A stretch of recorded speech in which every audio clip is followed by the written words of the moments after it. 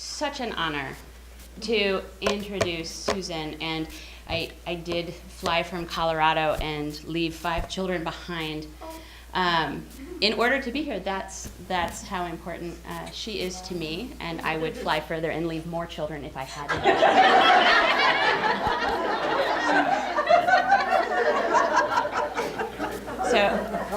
But before I met Susan, I read her amazing book of short stories, A Curious Land, that are all linked together by echoing places and tapestries of narratives and characters, and it won the Grace Paley Award for Short Fiction and the American Book Prize and lots of other deserved accolades.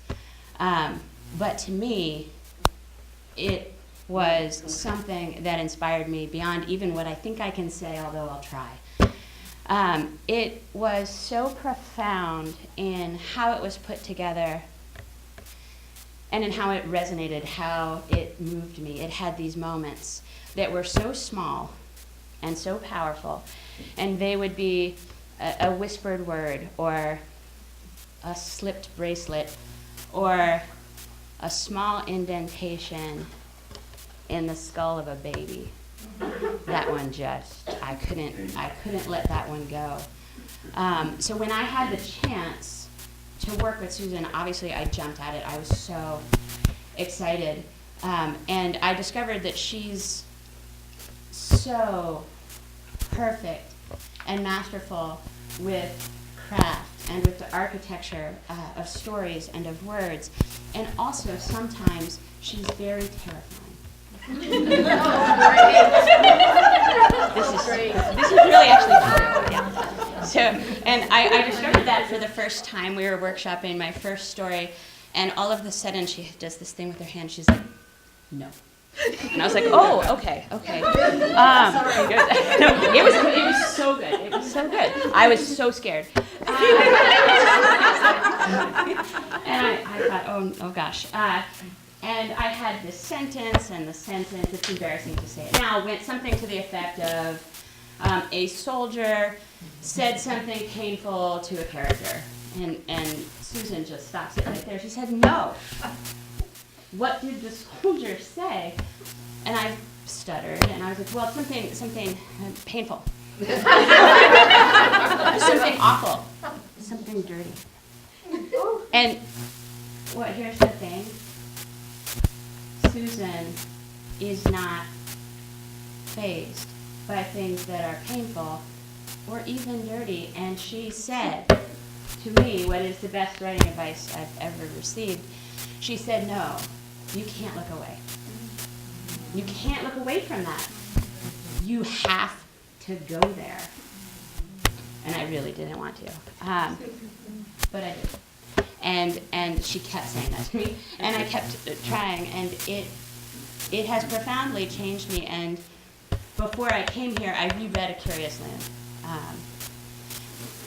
And when I got to the scene where it was the description of the baby, I cried again. And I knew what was going to happen. It wasn't even, I was not even reading it for the first time, and I realized that was because in that scene, what you do that's so magical is you just never look away. And you always go there, and it's so beautiful and so profound. And I am so honored to introduce the brilliant and amazing Susan Muaddi.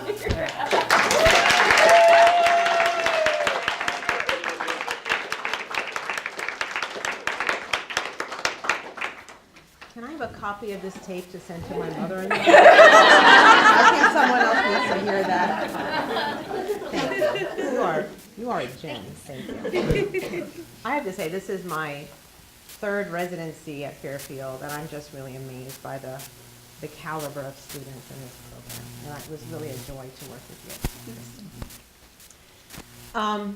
Okay, so some of you know I write historical fiction, but this is a piece that was just published in last month in Fifth Wednesday Journal. after, and Susan Davis said I had to tell you this, after being rejected several times, I sent it out for 2 years, revised it heavily after each rejection I got, and finally got the story right. And it was just published last month. You're welcome. That's what I was gonna say. You don't all just dash it off and send it out. It's a contemporary short story. My character is a man named Marcus Salam. He's a police officer in Baltimore, Palestinian-American police officer. His mother died several years ago, and his sister Amal and their father haven't spoken in years. I write really long stories, so I can't read the whole thing, so I kind of cut out some sections, and if I cut out something I need to let you know, I'll slip it in as I go along. It's called Ride Along. My sister is on a ride along with me, strapped up in the back seat, when she tells me about her boyfriend, Jaron. I'm turning left onto Curry Avenue because they've just called in a disturbance at the overlooked townhouses, domestic. He's sweet, she says, her black eyes wide in her milky face. They fill up my rearview mirror. She's technically allowed to sit up front with me, but I don't tell her that. Instead, I tell her it's regulation, that she'll be safer in the back. Wife says husband is hitting her. Gerard's voice comes over on my radio. There's a 4-year-old boy in the house. She says he's also been hit. Car 450 en route 3 blocks away, I respond. Go ahead, I tell ML. Tell me about him. When I graduate, she says, it'll be because of him, you know. Oh yeah? I go right on Taunton Avenue and look for number 225. He tutored me through all my English classes, she says. He's the one who thought history was a good major for me. That's good, I say. Here I am thinking I was the reason she'd graduate, seeing that I'd made most of her tuition payments the last 3 years. I find the house a 2-story with a fake well on the lawn. I hate those things, especially when they have the fake bucket hanging on the side. Like anyone's gonna believe this family hauls water out of the ground, when if you just look up, the electric box is sticking out of the side wall. Baba has one too, except his is even worse. It's got those plastic flowers from the dollar store planted inside with rubber dirt. A fake well that's being used as a flower pot for fake flowers. Lights are on in the front window. Upstairs is dark. Marcus, should I stay here? Amel asks. Yeah, keep the windows up, keep the doors locked. I get out and walk up the driveway where tufts of grass grow around flat, round stones. My eyes sweep around and up and down the street. Upstairs, downstairs. It's quiet and I don't like it. I knock 3 times hard and the front door opens. Blonde, red puffy face, red eyes. It's okay, I'm okay, she mutters. Her face and chest are spotted with sunspots. They're even on her arm and the hand that holds open the screen door. The other hand is down at her side behind her ass. I show her the badge and ask her why she called. I need to see your hands, ma'am, I say. And she pulls out her hand quickly, then hides it again. We're really okay, she says again. Well, I still need to ask you some questions, I say and smile. They make me ask since you did call, sorry. It's okay, she tries to smile. Are your husband and child home? Oh yeah, they're watching the game. It was just a misunderstanding, you know. She's distracted because I hold out my badge again. Here, look at it, I say. No, it's fine, she says. You should look at it, you know. I could be anybody. I hold it out, waiting pointedly, wearing a smile. She rolls her eyes and takes it with the other hand, the one behind her. It's quick. She grabs the badge, flips it over politely, and gives it right back. But I have a few extra seconds this time to see what I need to see. The blue bruise around the wrist, the long scratch along the forearm, the bruise above the elbow where she's been grabbed. Well, thank you, she says. Sorry you had to come out for nothing. No, I'm sorry, I say, stepping into the door frame. I'm going to need to see your son. Later at the station, Amel watches me book Mr. Alex Joaquin IV, and he insists that I call him the fourth, for second-degree assault, and watches his wife curse me out the whole time. He didn't do nothing, she shrieks the whole time, telling everyone. Me, Miss Lucinda, my captain, the wall. I told you, she yells at me, you're an asshole. Your son had a bloody nose, I tell her as calmly as I can, because people like this really piss me off. And if they find anything else on his body, I shake my head. She shrieks again, and I try to tell her quietly there are people who can help her, numbers she can call. She refuses to take the card I try to press into her hand. As I drive Amal back home to her apartment, she asks me what will happen to the boy. I tell her they'll start a file, watch the family to make sure he's okay living with the mother. She looks sad, tiny in the back seat, her frizzy hair stuck to her temple like spider legs. Hey, I say, finish telling me about your boyfriend. She perks up and leans forward. Marcus, I want you to meet him. And maybe sometime I can introduce him to Baba. He wants to meet my family. He's been asking. I'd like to meet him, I say. Thanks, Marcus, she says. How about you? Are you seeing anyone? Nobody special, I say. She leans back and sighs. You're lying, she says. The next day, I drop off my father's groceries. Baba lives alone in the house. It's been 14 years since my mother died. He's changed nothing, really, except to take down all the photos of Amal. And he hung up my picture, the one from the police academy, in the living room. It's my best photo in the uniform. I've got my first medal on. My eyebrows and my sideburns are still black. Can you believe I used to get this paint that you comb in your hair? And of course I used it on my eyebrows too. If my mom was still alive, I would ask her to do it for me. I would ask Michelle, but she would just give me a weird look and accuse me of being a girl. But I'm not being a girl, it's just that it's wrong for a 38-year-old man to have white hair. Baba comments on it every time I see him. You're getting old, you need to get married. But he doesn't really like Michelle, so I ignore him every time he says it. Today I walk in and set the bags on the counter and unpack. Cans of chickpeas, cans of red kidney beans, bags of bread, so much bread. The man eats 3 bags of it a week, and he's still as lean as my nightstick. Just as leathery, too, because he still smokes a pack and a half a day. And he's always pissed because it's the one thing I refuse to buy for him. Wallah, I pay you back, ya kelb, he argues. But it's not the point, and he knows it, and calling me a dog won't intimidate me. Not the day after a woman whose husband beat her up called me an asshole. You want the milk upstairs or down, I ask. Down, he says, from his favorite spot on the kitchen stool, where he's busy puffing away and reading the Jerusalem Times on his iPad, which is really my old iPad. One of his Kulthum tapes plays in the old boom box, which was actually mine when I was in high school. What the hell is Abu Mazen doing, he mutters, but he's not really digging for an answer, not from me, because I've never been to Palestine. We never had the money growing up, and he stopped talking about it after Mama died. I head downstairs to the second fridge.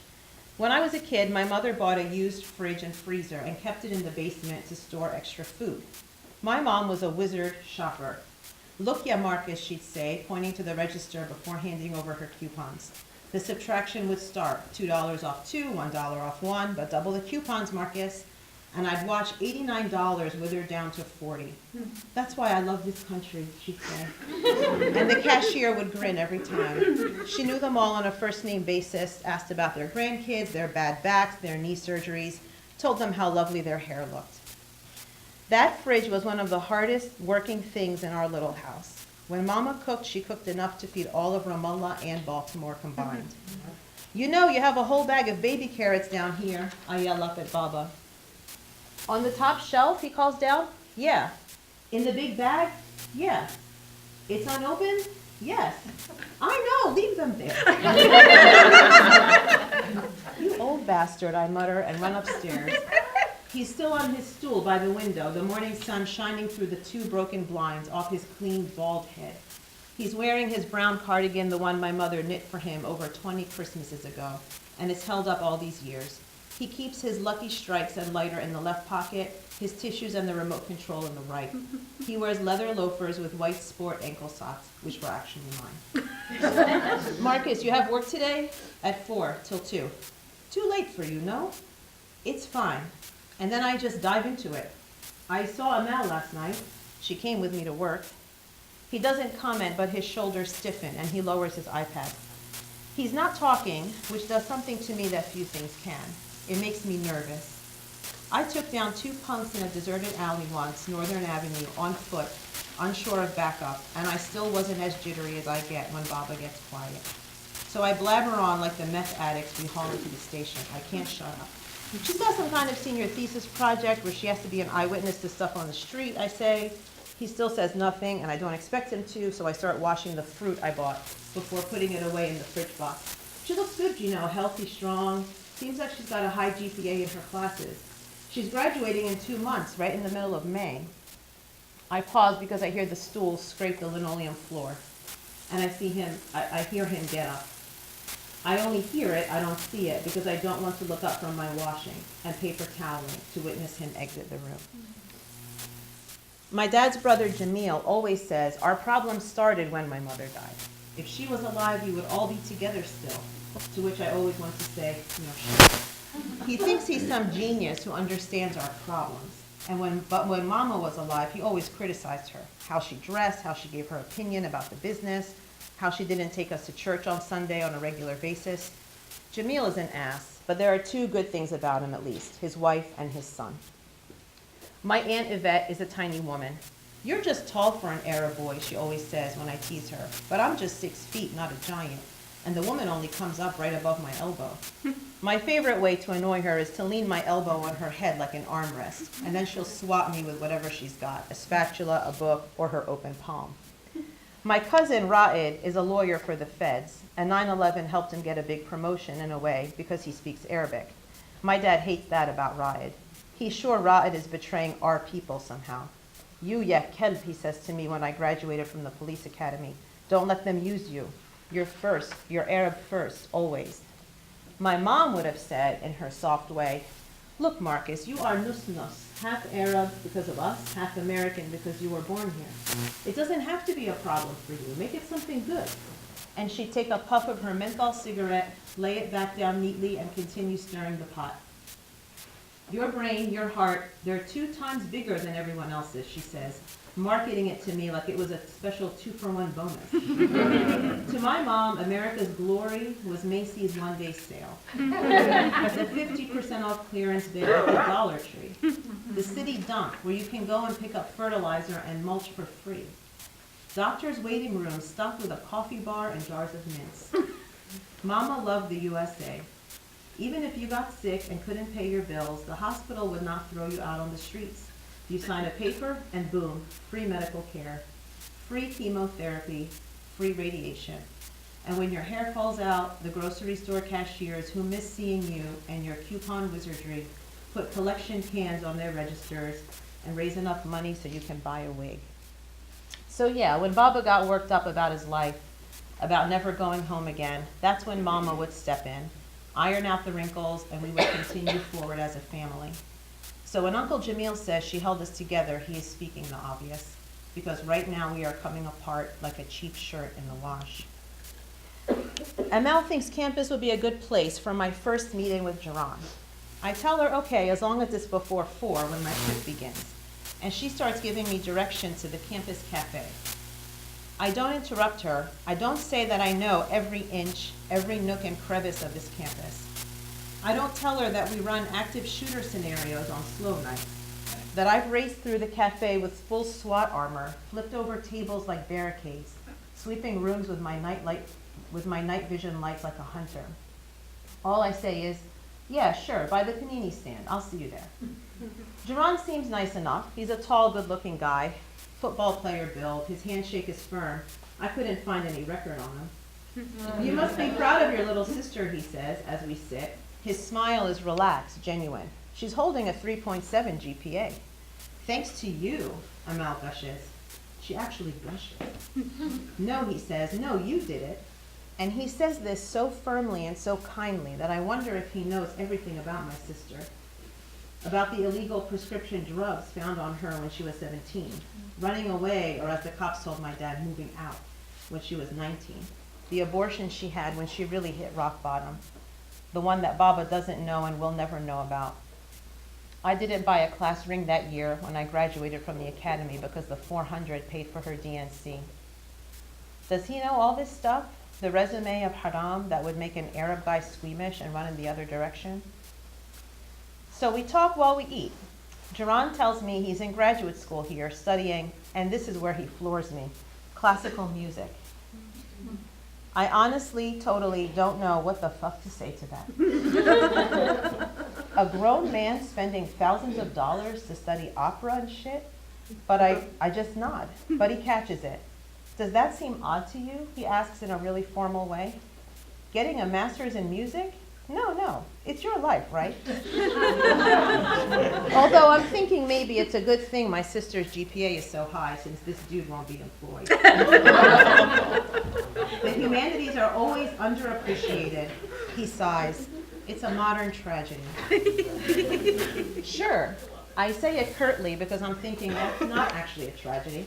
A tragedy is a double homicide or a murder-suicide, or a pileup on 695 when there are kids in the car. That's tragic. Is it weird because I'm black, he asks, and now he's upset. You think I should be playing basketball instead? I stare at him, at his handsome face, wide brown eyes, so genuine. ML looks like she might faint. And I burst out laughing. Shit, I say. I'm still laughing. Oh shit. You're telling a cop that you study classical music. Listen, you want me to appreciate art? You know what kind of art I see at my job? Dude, I take pictures of people's brains splattered on walls. Splattered like paintings. Oh my God, he says, shaking his head. Okay, I got you. I promise, I say seriously, leaning forward, I don't hate the humanities. Jerron laughs. ML lets out a nervous giggle. Jerron laughs, ML lets out a nervous giggle. And I wish for a second, just one, that she had our mother's strength. 2 weeks later, I'm called back to Taunton Avenue. This time, the woman's face is busted. Her nose is broken. I can tell by the funny way she's breathing through her mouth. I push past her and call out for the boy, and I find him in the kitchen crying. He's unhurt, but I'm still pissed as I cuff the husband, who I find trying to leave through the bedroom window. I start reciting. Will be used against you. Hey, easy, he shouts, his face dripping with sweat as I twist him down on the bed. Shut up. In a court of law, she's a bitch. She's a bitch for calling you, he keeps yelling. A lousy bitch. I finish the Mirandas and then inform him that the child is actually the one who called. He can't believe it. They teach them that in school, I tell the man, to call 911 when they're in danger. But I didn't touch him. No, you just beat the crap out of his mother, that's all. I flip him back up, and that's when he spits in my face. A hot ball of white spit. Motherfucker. I rinse my face in their bathroom sink, then take him outside. You want me to put him in? My partner asks, smirking. No, I can do it, I start to say, my hand on the guy's neck. And then I slam the asshole's head into the top of the vehicle. His knees buckle. Oh, sorry about that, I say. After he's in, I talk to the ambulance driver. She says she's taking the mom to the Hopkins ER, but that the lady is asking for the boy to go to her mother's house. She's got the address for you. Tell her we'll take care of it, I say. He's quiet the whole ride, won't say a word in the back seat. His grandmother lives over in Towson in a quiet neighborhood, in a cute little blue house with a big porch. Before I leave him there, I crouch down and tell him he did the right thing. I thought he was killing her. His voice is so small. I'm sorry you heard that, I say. That's pretty scary. I thought he was going to kill me too. And his grandmother, a gray, softer version of her daughter, rushes in and scoops him up and makes all those sweet sounds mothers make, hugs and reassurances. And I'm so thankful because these are the only things I'm never strong enough to handle on my own. Michelle comes over to my house later that night to watch the Law and Order marathon. It's so nice to actually see you. She gets sarcastic like that when I've been avoiding her, but I can't help it because she's great and all, but she wants to get married and I don't. She tells people as a joke that she's my part-time lover, like the old Stevie Wonder song. And I hate the whole fact that she talks about our relationship to everyone who's willing to listen. She moves through the kitchen of my townhouse, her slim tanned arms reaching up to grab plates, sticking a frozen pizza in my oven, putting the beer in the freezer to cool it quickly. She moves my food out of the way to make room, like she owns it. I think I hate that the most. I put the TV on, wipe down my coffee table. I've been cleaning and oiling my gun on it earlier.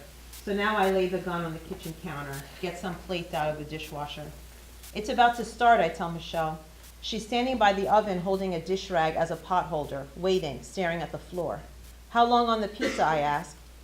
She looks up at me, pushes her black hair behind one ear, gives me that blue-eyed stare, and I know we won't be watching the first episode.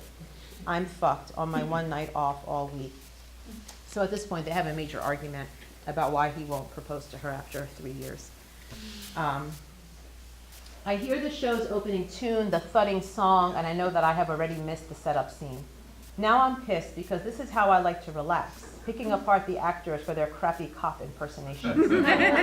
I like saying, they would never let him touch evidence like that, or a judge doesn't have the right to sentence him like that.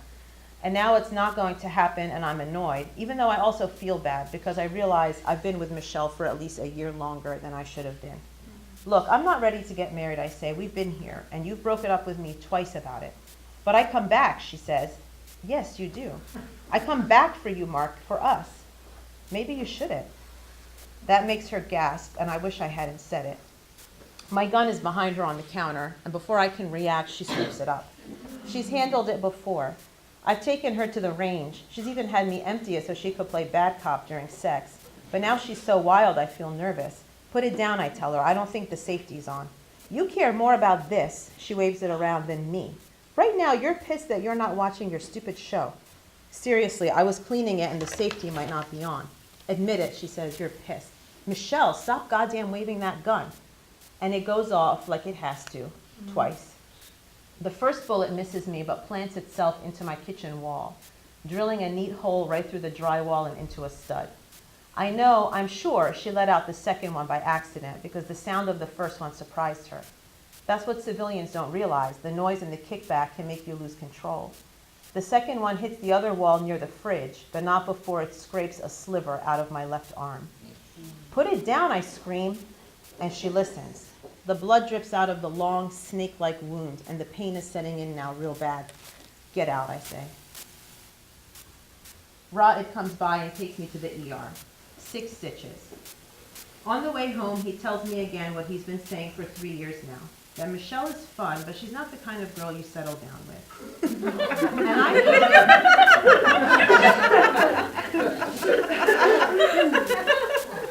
And I hate that mentality, that old Arab way of sizing up a girl based on nothing and judging her future. That's what ruined my sister, that way of saying, nice girls don't do this, nice girls don't do that. She's a nut job, cuz. Rod says. I hate it that Michelle had to go and shoot me, which only makes his case stronger. She's not, I say. She just thought, that I would propose to her one day soon. Just move on. Don't worry about it, he says. He tells me that his mom wants to know if anyone is throwing a graduation party for Amal. I never even thought about it, I admit, all panicked now as we head outside. How could I not have thought to throw my sister some kind of a party? She says she'll do it at our house, whether your dad comes or not. I thank him and tell him Amal might want to bring her new boyfriend. Who's that, he says. As we clean up our taco wrappers, I tell him about Jaron and how he seems really good for my sister. I tell him that she seems really happy, and it makes me glad. As the car starts up, he puts in a CD and a Billy Joel tune pours out of his speakers. Uptown Girl, full blast, and I give him a funny look. He tells me to shut up. A few days later, Baba comes to my house to help me patch up the hole in the kitchen wall. He parks his old silver Buick, which is longer than the actual parking space, and it shudders and moans before it actually shuts off. He comes in carrying a bucket of spackle and inspects the wall. You need a wife, he proclaims solemnly as he pastes white mud over the hole, but not this girl. Funny how he and Michelle both agree on this one thing, that I need a wife. Except Michelle thinks my dad is an old-fashioned misogynist, and my dad thinks Michelle is a slut. He has seen her exactly twice in 3 years, but he waited until the second time to issue his official disapproval. She is pretty, yes, but she will not be a good mother for your children.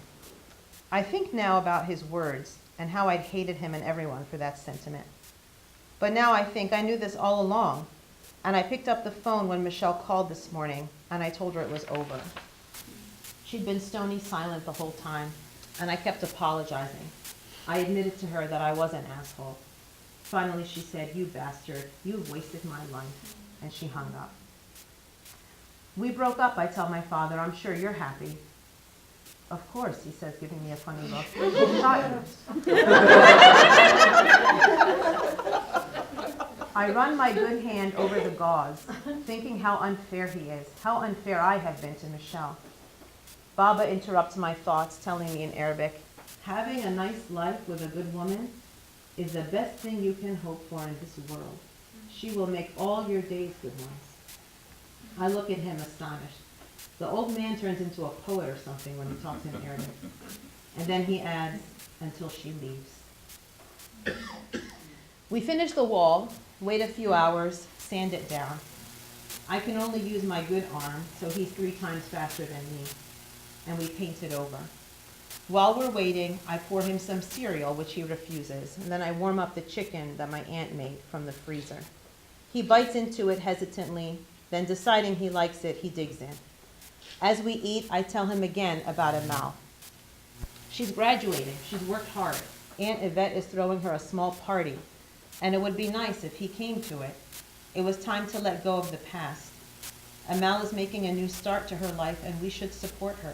He should support her. There's even a special reception, I tell him, on campus for history majors. I think she might be getting an award, I tell him. It would be a good time to reconcile. Mom would want that, I say. I've been building up to tell him about Jaron, but he drops it himself like a bomb. It's true she's dating a black man? His name is Jaron, I say, feeling exposed, betrayed, like I'm covering a scene without my weapon. He's a graduate student. He's black? I ignore it. I try again. He plays violin. He's been playing Inta Umri, that song you love by Kulthum. You know that part where the violins come in all strong? I don't come to America for this, he says, and he stands up. He dumps the rest of his chicken into the trash. He puts the plate in the sink, slips on his jacket, inspects the drying paint one more time, and he leaves. Suddenly, I want to grab that gun and shoot another 100 bullets into the wall and bring the whole thing crashing down on all of us. Me, Amal, Dad, Ra'id, Yvette. Just crush us under the rubble. Jaron stands beside me at the history major reception, holding Amal's purse and cell phone. She's outside of the room with the other graduates, in her blue gown and cap, the gold tassel bobbing in her face. They're waiting to file in, and we, their friends and family, are waiting to applaud them. She spots me and Jaron, waves, looks past us, and sees no one else. Her face falls for a second, and I feel a sharp pain in my chest. In the crook of my good arm, I'm holding a bouquet of 24 roses for her, one from me and one from our mother. I'm glad I never mentioned the idea of a party to her, because Aunt Yvette called me later the same day Baba left my house. Listen, Marcus, she said in her quiet voice, I just don't want to get between anything here. I didn't know about her boyfriend. Your dad's going to be mad. And if she wants to bring him, I don't want anyone to say I helped her against her father's wishes. She wanted me to say it's okay, that she's not doing a party after all, to agree with her that it's too complicated. But all I said was, okay, whatever. And we hung up being not okay with each other for the first time ever. You look sharp, Jaron tells me. Nice suit. I try to clean up sometimes, I respond. When Amal files in, Jaron and I clap and hoot loudly to make up for all the others who are not there. Our mother, our aunt and uncle, our father, who called this morning to warn me. The old man gave me a goddamn ultimatum. If I encouraged Amal's relationship, he would never speak to me again either. I lost a daughter already, he told me sternly. If I need to lose a son, I can. But here's the thing.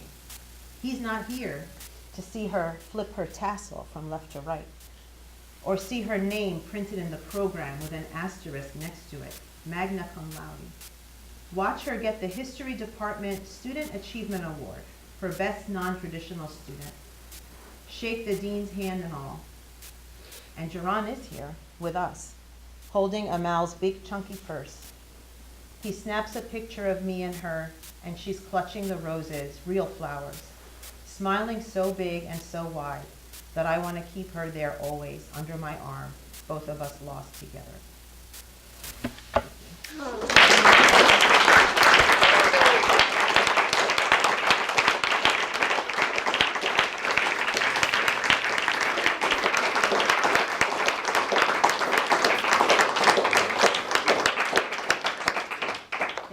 So Susan said she would take comments or questions if anyone has.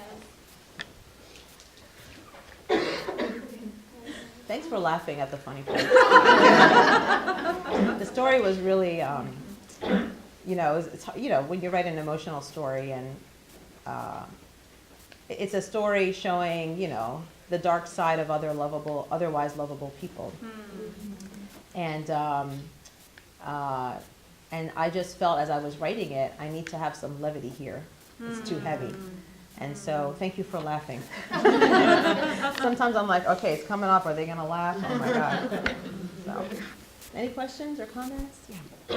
So, the story is really like the main crux of the conflict, you can tell, is really between the daughter and the father. What made you decide to write about their story and their conflict from the brother's point of view, who's really trying to like remedy the situation between them? That's a great question. Sometimes I think when you're writing a story that's really emotionally heavy, like the father is this old world guy. He's very old fashioned in his way. As his son finds out, he's a racist. He's got very, terrible ideas about women and sexuality. And the daughter is just trying to make her way in this world without her mother. And so there's a lot of emotion from those two characters. And I think sometimes when you're trying to write that, it's too much. So if you have a third person, you're telling the story through like a third perspective, it helps you filter through the emotion and get to like what the heart of the story really is. And so that's why I chose his perspective. And I didn't want to make him like that perfect filter either. I mean, he's got his own problem. He's a bit of a homophobe. He's got his own ideas about elite academics and people who get their master's degree in music. And he's a very working class guy. And so he's got his own biases. He's not very nice to his girlfriend. She's right to be, she shouldn't have shot him, but she's right to be frustrated with him. And that makes it more interesting if that third person is not the ideal, is a little bit unreliable too. He's got his own biases. That just, I thought, made it more interesting for me. So, but the primary reason is it was just too heavy to tell it from the father and the sister's perspective. Yeah. Thank you. Good question. Yeah. I'm curious about the decision you made to mark as a cop and the inclusion of the domestic violence case. That's kind of like the one sort of cop case.